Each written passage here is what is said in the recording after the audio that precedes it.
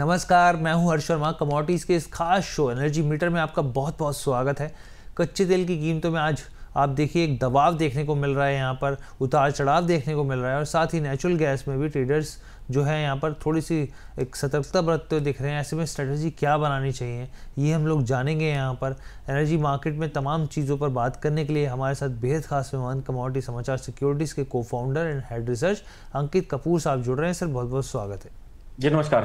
नमस्कार सर। सबसे पहला मेरा सवाल आपसे ये है कि घरेलू और विदेशी बाजार में कच्चे तेल में दबाव के साथ कारोबार होता हुआ दिख रहा है, उतार चढ़ाव दिख रहा है, इन कीमतों को आप कैसे देख रहे हैं? क्या ये दबाव जो है वो आगे गहराएगा?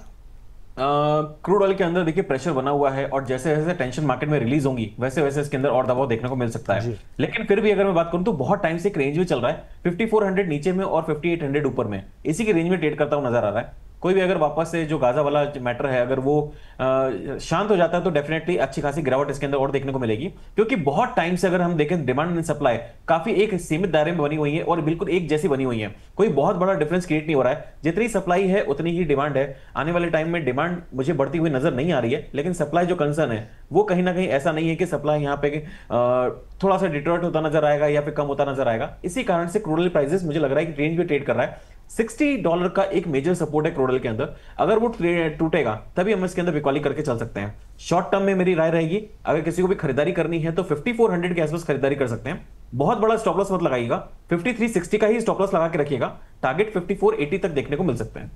ठीक है सर एक चीज़ मुझे बताइए, क्योंकि हम लोग बात ही करें ओपेक प्लस की तरफ से यहाँ पर जो एक कदम उठाया गया वो राज़ी हो गए हैं यहाँ पर कि नवंबर में से जो है आउटपुट को जो हाइक करते हुए दिखेंगे, बढ़ाते हुए दिखेंगे। आप इस फैसले को कैसे देख रहे हैं?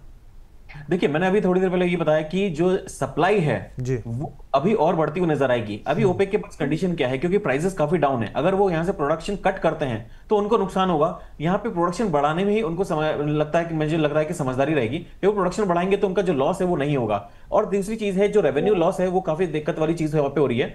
एक कंडीशन यहाँ पे एक निकल के और आ रही है कि अगर ये प्रोडक्शन बढ़ाते हैं तो डेफिनेटली क्रूड ऑयल के प्राइसेस में और गिरावट देखने को मिलेगी। जो मैंने आज क्रूड ऑयल की बाय दी है वो केवल एक रिस्की है, 5400 के बाय करके छोटा सा स्टॉप लॉस लगाएंगे, क्योंकि टेक्निकल बाइंग है कि टेक्निकल सपोर्ट के आसपास बाइंग करेंगे। लेकिन 5400 के नीचे अगर क्लोजिंग दे देता है क्रूड ऑयल तो आने वाले टाइम में हमें 5200 और 5100 के लेवल्स भी देखने को मिल जाएंगे, क्योंकि ये जो सारा फंडामेंटल सपोर्ट है उसी के कारण प्राइस के अंदर ड्रॉप होता हुआ नजर आएगा। जी सर, एक और यहाँ पे एक फंडामेंटल रीजन यहाँ पे ये भी है क्योंकि हम लोग देख रहे हैं अमेरिका में शटडाउन की स्थिति है यहाँ पे, तो जाहिर सी बात है कि जो डिमांड है उस पर असर पड़ता हुआ दिखेगा। आप किस तरीके से देख रहे हैं इसको? देखिए शटडाउन की स्थिति है और काफी टाइम हो चुका है। हमने 2018 में सबसे लंबा 35 दिन का शटडाउन देखा था। अभी कितना और चलेगा? कल डोनाल्ड ट्रंप वापस से वही भड़के हैं कि जो डेमोक्रेट है केवल उनकी पॉलिसीज को वहां पे खर्चे को कमी करने की बात करी जा रही है, लेकिन जो सिनेरियोज हैं अच्छे नहीं है। देखिए $37 ट्रिलियन का डेट, उसके बाद में लगातार उनके खर्चे, उसके बाद में इन्फ्लेशन बढ़ता हुआ, कहीं ना कहीं टेंशन वाली स्थिति है, जिसके कारण इकोनॉमी स्लो डाउन होती नजर आ रही है। इसी कारण हमने गोल्ड सिल्वर प्राइसेस के अंदर तेजी देखी है और क्रूड ऑयल के अंदर हम लगातार गिरावट देख रहे हैं। तो एक प्रेशर बना हुआ है, एक रेंज शॉर्ट टर्म रेंज है 5400 से 5800 की, लेकिन 5400 का लेवल अगर क्रॉस करता है, ब्रेक करता है नीचे के लेवल पे, तो वो डेफिनेटली कहीं ना कहीं जो सप्लाई कंसर्न, जो सप्लाई है वो ज्यादा है, डिमांड कम है, और शटडाउन अगर थोड़ा सा और लंबा चलता है तो डेफिनेटली डिमांड जो है वो और कम नजर होती है और थोड़ी सी और कम होगी, और इसके कारण हमें क्रूड ऑयल प्राइसेस के अंदर दबाव देखने को मिलेगा। ठीक है सर। तो सर कच्चे तेल में जो ट्रेडर्स हैं वो क्या रणनीति बनाएं?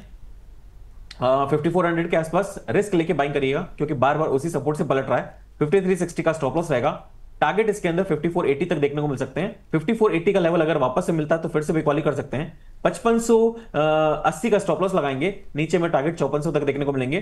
5360 का एक मेजर सपोर्ट है, अगर वो ब्रेक करता है तो फिर फर्दर डाउनसाइड पैनिक अभी और देखने को मिल सकता है। तो इंट्राडे शॉर्ट टर्म जो बाय रहेगा 5400 के आसपास बाय, स्टॉप लॉस 5360, टारगेट 5480।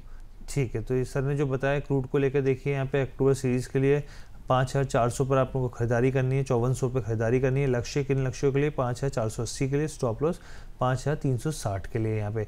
अच्छा सर, अब नेचुरल गैस के ऊपर आपका क्या आउटलुक है? जी नेचुरल गैस के अंदर मैं पोजिशनल की अगर बात करूं तो लॉन्ग टर्म में सर्दियां स्टार्ट होने वाली हैं, तो नवंबर से मुझे लगता है कि इसके अंदर तेजी स्टार्ट हो जाएगी। नवंबर भी नहीं, 20 अक्टूबर के बाद से इसके अंदर तेजी स्टार्ट हो जाएगी। कोई भी अगर गिरावट मिलती है पोजिशनल बेसिस पे तो 270 260 के आसपास मिलता है तो एक पोजिशनल खरीदारी कर सकते हैं। स्टॉप लॉस 220 का लगाएंगे। आने वाले टाइम में हमें 350 से 360 तक के टारगेट देखने को मिल सकते हैं। ये पोजिशनल व्यू रहेगा। इंट्राडे और शॉर्ट टर्म की अगर व्यू की बात करूं तो मुझे लगता है कि उछाला अगर मिलता है तो 294 के आसपास इंट्राडे में बिकवाली कर सकते हैं। 302 का स्टॉप लॉस रहेगा, टारगेट 280 तक देखने को मिल सकते हैं। ठीक है, टारगेट तो सर ट्रेडिंग कॉल्स एक बार हम लोग स्क्रीन पर प्ले कर देते हैं यहाँ पे, ताकि व्यूअर्स को भी पता चल सके।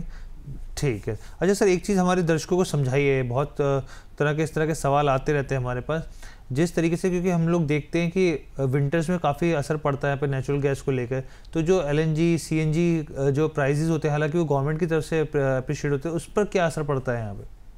देखिए अगर नेचुरल गैस प्राइसेस अगर होती है, देखिए अभी जो सीजन है ठंड का सीजन तो है, अभी वहां पे हरिकेन सीजन भी स्टार्ट होने वाला है। तो हरिकेन सीजन पे ये देखना होगा कौन से कोस्ट पे है, ईस्टर्न कोस्ट पे है कि वेस्टर्न कोस्ट पे है। तो कौन से कोस्ट पे आ रहा है, जिस कोस्ट पे नेचुरल गैस है वहां पे जहां से प्रोडक्शन होता है, अगर उस कोस्ट पे हरिकेन आता है तो डेफिनेटली प्राइसेस शूट अप होती नजर आएंगी। लेकिन उसके अपोजिट साइड में तो उसका असर कुछ भी देखने को नहीं मिलेगा। तो यहाँ पे डिस्ट्रप्शन कितना मिल रहा है उसको देखना बहुत जरूरी है। प्राइजेस की बात करें तो डेफिनेटली अगर महंगाई होगी, अगर देखा जाएगा तो नेचुरल गैस प्राइसेस काफी टाइम से स्लो मूवमेंट में थी, लेकिन एक ट्रेंड रहा है इसका। अगर बात करें 2016 में नेचुरल गैस प्राइसेस बिल्कुल लो आ गया था, 100 रुपए के आसपास ट्रेड कर रहा था। 2018 तक पहुंचते पहुंचते, सॉरी 2020 तक पहुंचते पहुंचते इसने नया हाई बनाया था। फिर उसके बाद 2022 में नया लो बनाया, उसके बाद 2024 में इसने नया हाई बनाया। 2025 के बाद 2024 के अंदर हमने देखा था वापस से नया लो बनाया है। आने वाले टाइम में 2026 में हम वापस से इसके अंदर नया हाई बनते हुए देखेंगे। ठीक है sir, thank you so much sir, बहुत बहुत धन्यवाद, आपने अपना कीमती समय दिया और महत्वपूर्ण जानकारी दी। Thank you so much. Thank you so much. तो ओवरऑल आपको शो कैसा लगा एनर्जी मीटर, हमें कमेंट करके ज़रूर बताइएगा, और कुछ आप चाहते हो ऐड ऑन करना तो वो भी हमें आप सलाह दीजिए यहाँ पे। लेकिन फिलहाल के लिए एक इंपॉर्टेंट जानकारी ले लीजिए कि अगर आप गोल्ड ज्वेलरी खरीदना चाहते हैं या फिर गोल्ड में निवेश करना चाहते हैं लेकिन ऊंचे भाव से डर रहे हैं, तो आप हमारे एक्सपर्ट्स की सलाह ले सकते हैं। दिवाली और धनतेरस से ठीक पहले 11 अक्टूबर को, यानी कि कुछ समय बचा है, हम वेबिनार आयोजन कर रहे हैं और आपके सामने स्क्रीन पर है तमाम बड़े बड़े दिग्गज, जो कि यहाँ पर आप सोचिए इस पूरे कमोडिटी बाजार से सालों का तजुर्बा, कई डिकेड्स का तजुर्बा है, तो वो अपने तजुर्बे का निचोड़ आपके सामने रखेंगे, यहाँ पे बताएंगे क्या स्ट्रेटजी बनानी चाहिए। यहाँ पे ज्वेलर्स भी जुड़ सकते हैं, यहाँ पे हर एक चीज़ आपको पता चलेगी। और जो आपके सामने नंबर है, एक प्राइस है, उसको आप पे कीजिए, स्कैन कीजिए, और आपको डिस्क्रिप्शन बॉक्स में भी वो एक लिंक मिल जाएगा, वहाँ पर भी आप स्कैनिंग कर सकते हैं और पेमेंट कर सकते हैं। तो फिलहाल के लिए मुझे इजाज़त दीजिए, कैसा लगा शो कमेंट करके ज़रूर बताइएगा। बहुत बहुत धन्यवाद।